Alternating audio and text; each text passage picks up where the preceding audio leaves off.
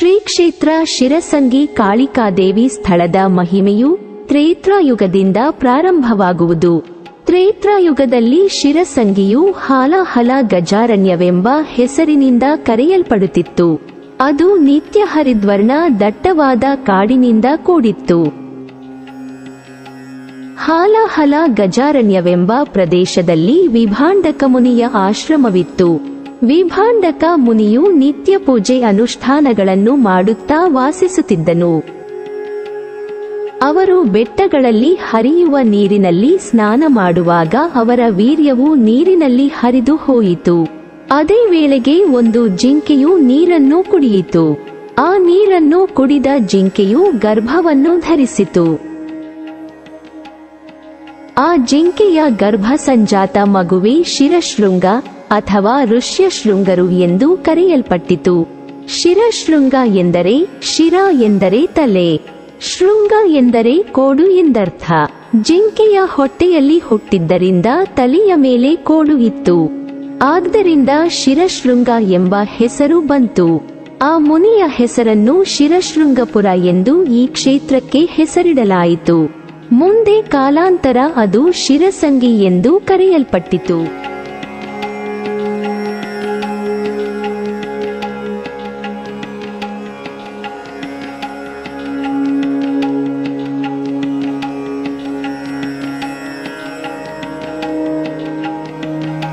ಈ ಸಮಯದಲ್ಲಿ ಎಟ್ಟಾಸುರ, ಬೆಟ್ಟಾಸುರ, ನರುಂದ, ಚಿಕ್ಕನರುಂದ, ನಲುಂದ, ಕಮೀರ, ಚುಳಕ ಎಂಬ ನಾಮಾಂಕಿತ ರಾಕ್ಷಸರು ಶಿರಶೃಂಗ ಋಷಿಗಳ ಆಶ್ರಮದ ಮೇಲೆ ದಾಳಿ ಮಾಡುತ್ತಿದ್ದರು ಮತ್ತು ಸಿಕ್ಕ ಜನರನ್ನು ಖಡ್ಗದಿಂದ ಕಠಾರಿಯಿಂದ ಕೊಲ್ಲುತ್ತಿದ್ದರು. ಯಜ್ಞಕುಂಡಗಳನ್ನು ಧ್ವಂಸ ಮಾಡುತ್ತಾ ಅಟ್ಟಹಾಸ ಮೆರೆಯುತ್ತಿರುವುದನ್ನು ಕಂಡು ಶಿರಶೃಂಗ ಋಷಿಗಳು ಅವರನ್ನು ಸಂಹರಿಸಲು ದೇವಿಯನ್ನು ಕುರಿತು ತಪಸ್ಸನ್ನು ಆಚರಿಸುತ್ತಿದ್ದರು. ಜಗಜ್ಜನನಿ ಜಗನ್ಮಾತೆ, ಸೃಷ್ಟಿ ಲಯಕರ್ತಳು, ಭಕ್ತರ ಪಾಪಗಳನ್ನು ದೂರ ಮಾಡುವವಳು, ಸಕಲಾಭೀಷ್ಟವ ನೀಯುವ ತಾಯೆ, ದುಷ್ಟರನ್ನು ಶಿಕ್ಷಿಸಿ ಶಿಷ್ಟರನ್ನು ರಕ್ಷಿಸು ದೇವಿ ಎಂದು ಸ್ತುತಿಸುತ್ತಾ ಬಹು ವರ್ಷಗಳ ಕಾಲ ಶಿರಸಂಗಿಯ ಬೆಟ್ಟದ ಮೇಲೆ ಶ್ರೀದೇವಿಯನ್ನು ಕುರಿತು ತಪಸ್ಸನ್ನು ಆಚರಿಸಿದರು. ಆಗ ಶ್ರೀ ಕಾಳಿಕಾದೇವಿಯು ಶಿರಶೃಂಗ ಋಷಿಗಳಿಗೆ ಪ್ರತ್ಯಕ್ಷಳಾದಳು. ಅದರ ಪ್ರತೀಕವಾಗಿ ಬೆಟ್ಟದ ಬಂಡೆಯ ಮೇಲೆ ದೇವಿಯ ಪಾದಗಳು ಮೂಡಿರುವುದನ್ನು ಕಾಣಬಹುದು.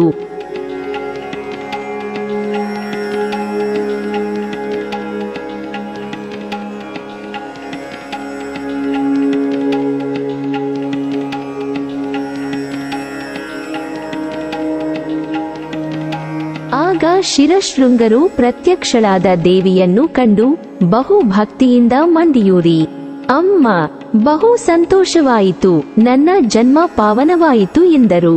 ಆಗ ಜಗನ್ಮಾತೆಯಾದ ಕಾಳಿಕಾದೇವಿಯು ಶಿರಶೃಂಗರನ್ನು ಕುರಿತು ಕೇಳಿದಳು, ಮಗುವೇ, ನನ್ನನ್ನು ಧ್ಯಾನಿಸಿದ ಕಾರಣವೇನು? ಆಗ ಶಿರಶೃಂಗರು, ಜಗದೊಡೆಯಳಾದ ನಿನಗರಿಯದಾವುದಿದೆ? ನಿನ್ನ ಧ್ಯಾನ, ತಪಸ್ಸು, ಯಾಗಗಳನ್ನು ಮಾಡುವಾಗ ಭಂಗಗೊಳಿಸುವ ರಾಕ್ಷಸರ ಉಪಟಳವನ್ನು ತಡೆಯಲಾಗುತ್ತಿಲ್ಲ. ಆ ರಾಕ್ಷಸರಿಂದ ನಮ್ಮೆಲ್ಲರನ್ನೂ ರಕ್ಷಣೆ ಮಾಡಿ ಕಾಪಾಡಬೇಕೆಂದು ಪರಿಪರಿಯಾಗಿ ಕೇಳಿಕೊಂಡರು. ಆಗ ದೇವಿಯು ಅವರ ಭಕ್ತಿಯ ಕೋರಿಕೆಗೆ, ಆಗಲಿ, ನಿಮ್ಮ ಕೋರಿಕೆಯಂತೆ ಆ ದುಷ್ಟರನ್ನು ಸದೆಬಡಿದು ಯಮಪುರಕ್ಕೆ ಅಟ್ಟಿಬರುವೆ, ನೀವು ನಿಶ್ಚಿಂತೆಯಾಗಿರಿ ಎಂದು ಹೇಳಿ ದೇವಿಯು ರೌದ್ರರೂಪವನ್ನು ತಾಳಿ ರಾಕ್ಷಸರ ರುಂಡಮುಂಡಗಳನ್ನು ಚೆಂಡಾಡಿ ಸಂಹಾರ ಮಾಡಿದಳು.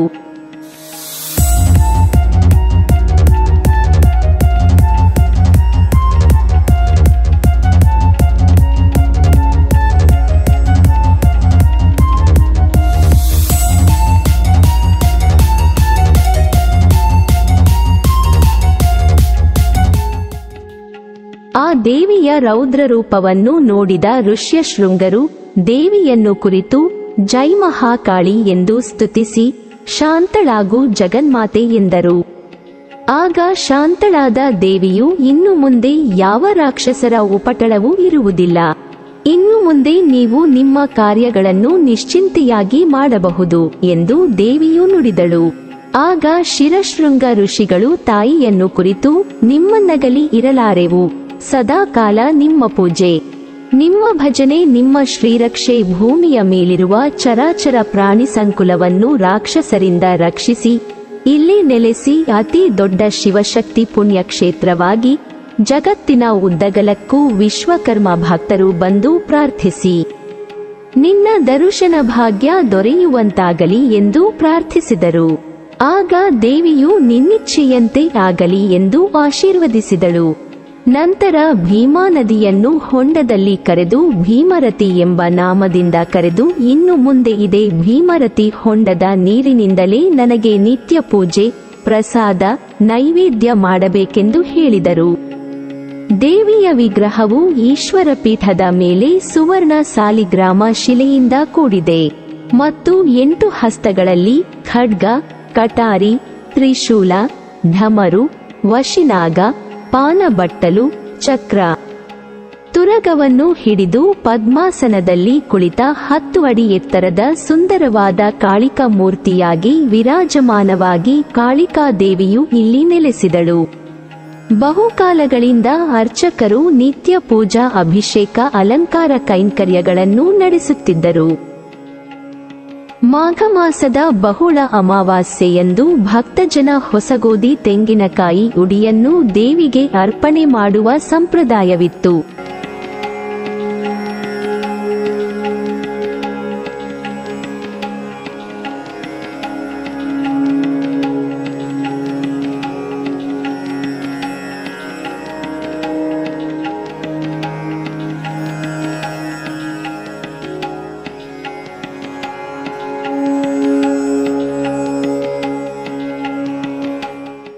ಮತ್ತೆ ರಾಕ್ಷಸರ ಉಪಟಳ ಹೆಚ್ಚಾಯಿತು.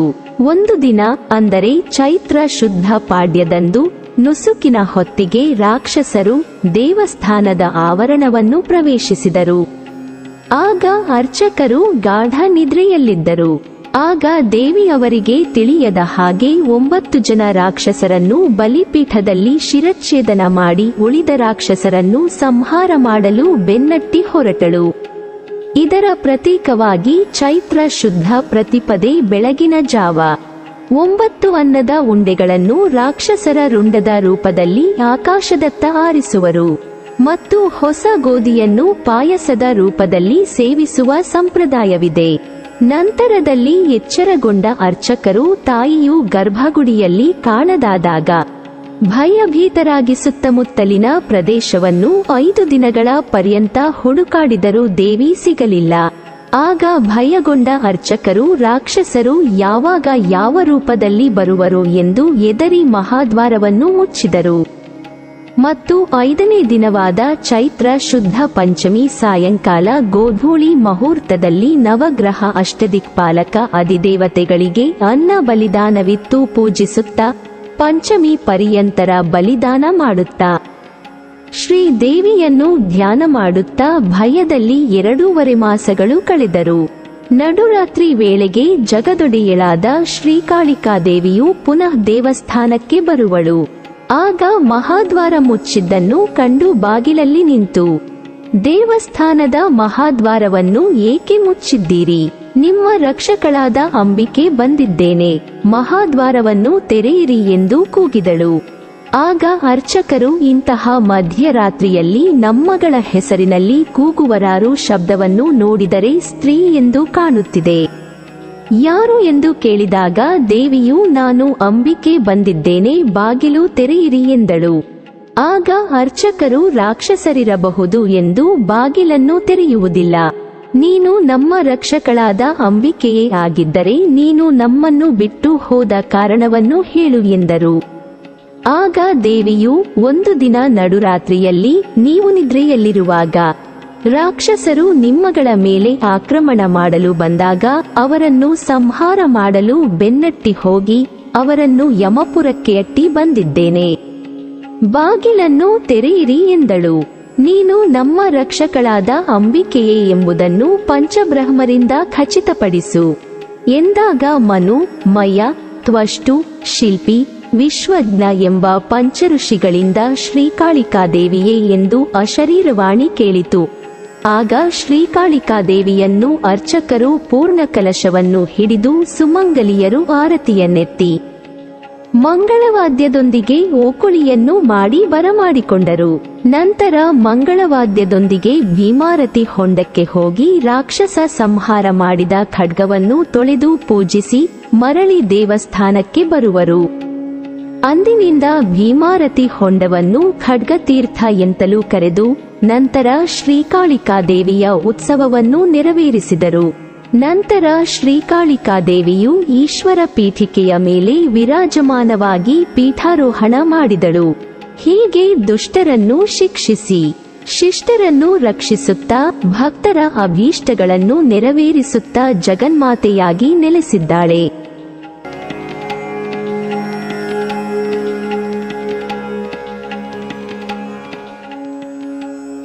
ಈ ದೇವಿಯ ಚರಿತೆಯು ಮುಂದೆ ರಾಮಾಯಣ ಕಾಲದಲ್ಲಿ ಶ್ರೀದಶರಥ ಮಹಾರಾಜನಿಗೆ ಮಕ್ಕಳಾಗದ ಕಾರಣ ತಮ್ಮ ಕುಲಗುರುಗಳನ್ನು ಪ್ರಶ್ನಿಸಿದಾಗ ಪುತ್ರಕಾಮೇಷ್ಟಿ ಯಾಗವನ್ನು ಮಾಡುವಂತೆ ಸೂಚಿಸಿದರು. ಸೂಕ್ತ ಸ್ಥಳ ಶೋಧಿಸಿದಾಗ ಸಪ್ತ ಋಷಿಗಳ ತಾಣ ಶ್ರೀಕ್ಷೇತ್ರ ಶಿರಸಂಗಿ ಎಂದು ತಿಳಿದಾಗ ಅಲ್ಲಿ ಋಷ್ಯಶೃಂಗ ಮಹಾಮುನಿಗಳು ಅವರಿಗೆ ಶ್ರೀಕಾಳಿಕಾದೇವಿಯು ಸಾಕ್ಷಾತ್ಕಾರವಾದ ಪವಿತ್ರವಾದ ತಾಣ ಶಿರಸಂಗಿಯಲ್ಲಿ ಪುತ್ರಕಾಮೇಷ್ಟಿ ಯಾಗವನ್ನು ಮಾಡಿದರೆ ಪೂರ್ಣಫಲ ಸಿಗುವುದೆಂದು ತಿಳಿಸಿದರು.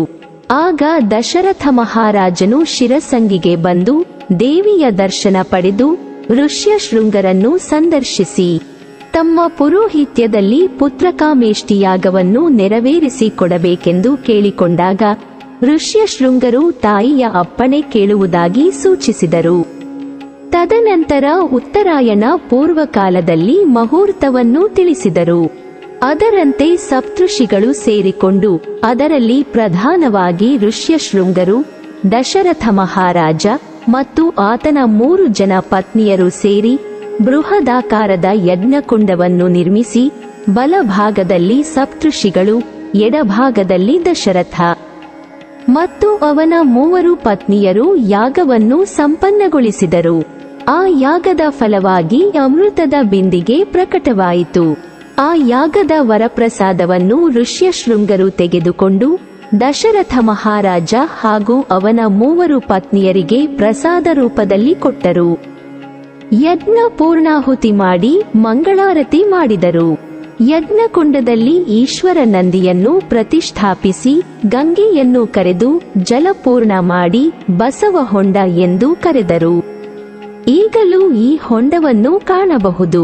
ಈ ಯಜ್ಞ ಪ್ರಸಾದದಿಂದ ಶ್ರೀರಾಮ, ಲಕ್ಷ್ಮಣ, ಭರತ, ಶತ್ರುಘ್ನ ಎಂಬ 4 ಮಕ್ಕಳು ಜನಿಸಿದರು. ಅದರ ಪ್ರತೀಕವಾಗಿ ರಾಮ ವನವಾಸಕ್ಕೆ ಹೊರಟಾಗ ಶಿರಸಂಗಿಗೆ ಬಂದು ತಾಯಿಗೆ ನಮಸ್ಕರಿಸಿ ಯಜ್ಞಕುಂಡದ ಪಕ್ಕದಲ್ಲಿ 3 ಲಿಂಗಗಳನ್ನು ಸ್ಥಾಪಿಸಿರುವುದನ್ನು ಕಾಣಬಹುದು. ಮುಂದೆ ಕಾಲಾನುಸಾರ ಶಿರಸಂಗಿಯನ್ನು ಶ್ರೀರಾಮ, ಲಕ್ಷ್ಮಣ, ಸೀತಾಮಾತೆ ದೇವಸ್ಥಾನ ಎಂದು ಕರೆದರು. ನಂತರ ಶಬರಿದೇವಿ ಇರುವ ಶಬರಿಕೊಳ್ಳದ ಕಡೆ ಪ್ರಯಾಣ ಬೆಳೆಸಿದರು. 11ನೇ ಶತಮಾನದಲ್ಲಿ ಶ್ರೀ ಜಗದ್ಗುರು ಮೌನೇಶ್ವರರು ಬಂದು ತಾಯಿಯ ದರ್ಶನ ಪಡೆದು ಭೀಮಾರತಿ ಹೊಂಡದ ತೀರ್ಥವನ್ನು ಸೇವಿಸಿ ಕೆಲವು ಪವಾಡಗಳನ್ನು ಮಾಡಿ ಗುಹಾ ಮಾರ್ಗವಾಗಿ ಪ್ರಯಾಣಿಸಿದರು. ಮುಂದೆ ಅಜಾತ ನಾಗಲಿಂಗ ಸ್ವಾಮಿಗಳು ಆಗಮಿಸಿ ತಾಯಿಯ ದರ್ಶನ ಪಡೆದು ಅಲ್ಲಿದ್ದ ಅರ್ಚಕರಿಗೆ ಕುಷ್ಠರೋಗಿಯ ರೂಪದಲ್ಲಿ ಕಾಣಿಸಿ ದೇವಸ್ಥಾನದ ಮುಂಭಾಗದಲ್ಲಿ ಮಲಮೂತ್ರ ವಿಸರ್ಜನೆ ಮಾಡಿದರು. ಅಲ್ಲಿದ್ದ ಅರ್ಚಕರು ಅಸಹ್ಯಪಟ್ಟು ಬೈದರು. ಆದರೆ ಅಜಾತ ನಾಗಲಿಂಗ ಸ್ವಾಮಿಗಳು ತಾಯಿಯ ಕೃಪಾಶೀರ್ವಾದಗಳೊಂದಿಗೆ ಪವಾಡವನ್ನು ತೋರಿಸಿ ಸುಮ್ಮನೆ ಮುಂದೆ ನಡೆದರು. ಅವರು ಹೋದ ನಂತರ ಅವರು ಮಾಡಿದ ಮಲಮೂತ್ರವು ಬಂಗಾರದ ಗಟ್ಟಿಯಾಯಿತು.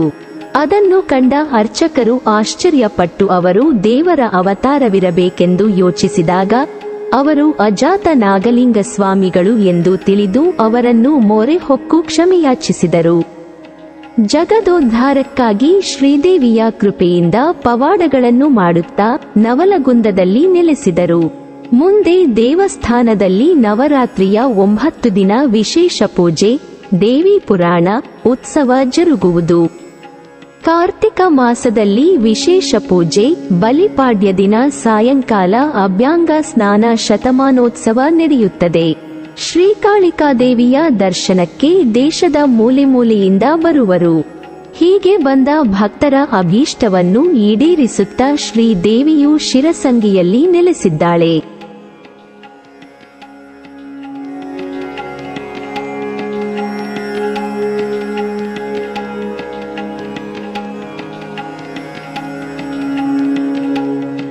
ಶಿರಸಂಗಿ ಶ್ರೀಕಾಳಿಕಾದೇವಿಯ ದೇವಸ್ಥಾನವು ರಾಮಾಯಣದ ಪೂರ್ವದಲ್ಲಿತ್ತು ಎಂದು ಹೇಳಲಾಗುತ್ತದೆ. ಈ ದೇವಾಲಯವು ಉತ್ತರಾಭಿಮುಖವಾಗಿದ್ದು, ಈ ದೇವಸ್ಥಾನದ ಎಡಕ್ಕೆ ಪೂರ್ವಾಭಿಮುಖವಾಗಿ ಕಮಠೇಶ್ವರ ದೇವಾಲಯವಿದೆ. ಇದನ್ನು ಜಕಣಾಚಾರಿ ಕಟ್ಟಿದನೆಂದು ಹೇಳಲಾಗುತ್ತದೆ. ಇನ್ನು ಕಾಳಿಕಾದೇವಿಯ ಎದುರುಗಡೆ ದಕ್ಷಿಣಾಭಿಮುಖವಾಗಿ ಕಾಲಭೈರವನ ದೇವಾಲಯವಿದ್ದು, ಆ ವಿಗ್ರಹವು 10 ಅಡಿ ಎತ್ತರವಾಗಿದೆ. 3 ಗುಡಿಗಳ ಮಧ್ಯೆ ರಂಗಮಂಟಪವಿದೆ. ರಂಗಮಂಟಪದ ಮುಂದೆ ಬ್ರಹ್ಮದೇವರ ಕಟ್ಟೆಯಿದೆ. ಶ್ರೀಕಾಳಿಕಾದೇವಿ ಮಹಾದ್ವಾರವಿದ್ದು, ಎಡಭಾಗದಲ್ಲಿ 9 ಜನರನ್ನು ಸಂಹಾರ ಮಾಡಿದ ಬಲಿಪೀಠವಿದೆ. ಅದರ ಪಕ್ಕದಲ್ಲಿ ದೀಪಸ್ತಂಭವಿದೆ. ಇದು ಉತ್ಸವದ ಪ್ರಮುಖವಾಗಿದೆ. ಕಾಳಿರೂಪ ತಾಳಿ ರಾಕ್ಷಸ ಸಂಹಾರ ಮಾಡಿ ಉಗ್ರಸ್ಥಳಾದ ದೇವಿಯನ್ನು ಕಾಲಾಂತರಕ್ಕೆ ಶಿವನು ಕಾಲಭೈರವನಾಗಿ ಕಾಳಿಯನ್ನು ಶಾಂತಗೊಳಿಸಿದನು. ಶ್ರೀ ಕ್ಷೇತ್ರ ಶಿರಸಂಗಿ ಕಾಳಿಕಾದೇವಿಯು ಯುಗಯುಗಾಂತರಗಳಿಂದ ಜಗತ್ತಿನಲ್ಲಿ ಎಲ್ಲ ಜೀವರಾಶಿಗಳನ್ನು ರಕ್ಷಣೆ ಮಾಡುತ್ತಾ ಸಿಂಹಾರೂಢಳಾಗಿ ವಿಶ್ವಕರ್ಮರ ಕುಲದೇವತೆಯಾಗಿ ನೆಲೆಸಿದ್ದಾಳೆ. ತಾಯಿ ಶ್ರೀ ಕಾಳಿಕಾದೇವಿ.